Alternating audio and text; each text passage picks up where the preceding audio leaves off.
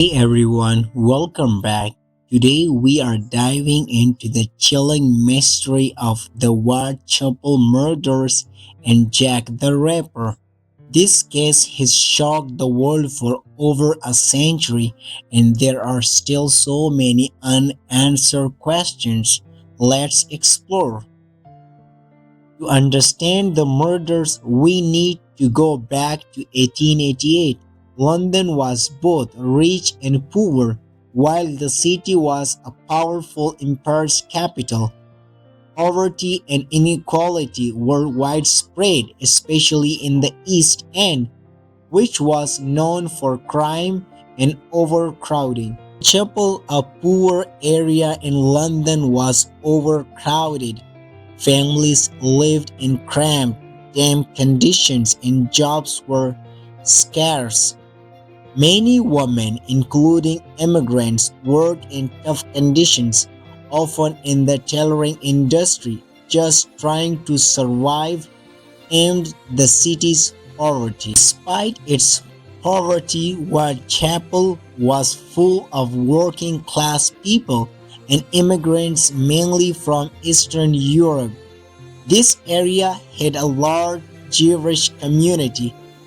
It's where crime was common, and it's where the brutal Jack the Ripper murders began in 1888. Between August and November 1888, five women were brutally murdered. Holly Nicholas was the first victim.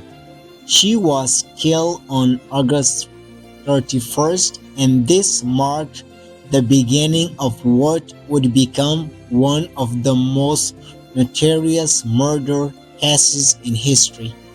Victims were Holly Nichols, Annie Champion, Elizabeth Stride, Catherine Eddowes, and Mary Jenny Kelly.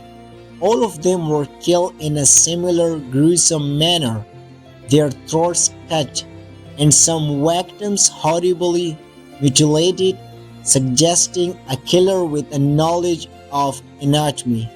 The killer was given the name Jack the Ripper because of the horrific nature of the crimes.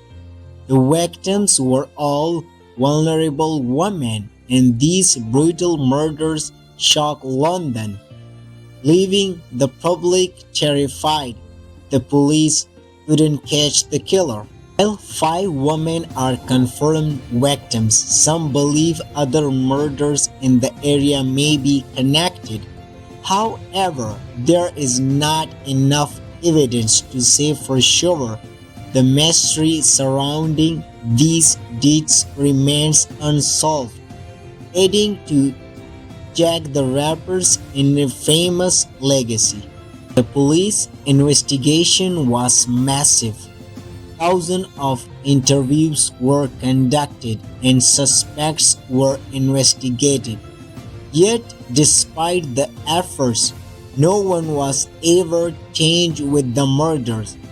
The public grew frustrated, with many questioning the police's ability to solve the case. Newspapers sensationalized the murders, adding dramatic details and wild theories. Cartoons mocked the police for failing to catch the killer. The media created hysteria and fueled public interest, which only added to the mystery and fear surrounding Jack the Ripper. Women were not just victims, they had lives. Annie Champion worked as a housemaid, and Elizabeth Stride ran a coffee house with her husband. Many wrongly assumed these women were all prostitutes, but only one, Mary Jenny Kelly, worked in sex work. The assumption that all five women were prostitutes is inaccurate. Most were just poor women trying to survive in difficult circumstances. The harshness of their lives has often been overshadowed by the gruesome nature of their murders, but their stories matter too. During the investigation, there were disturbing rumors about the killer being Jewish. Many Jewish refugees had recently settled in Whitechapel, and some blamed them. These anti-Semitic theories were baseless and fueled racial tensions in an already tense environment. Jack the Rapper's fame grew because of sensationalized media coverage.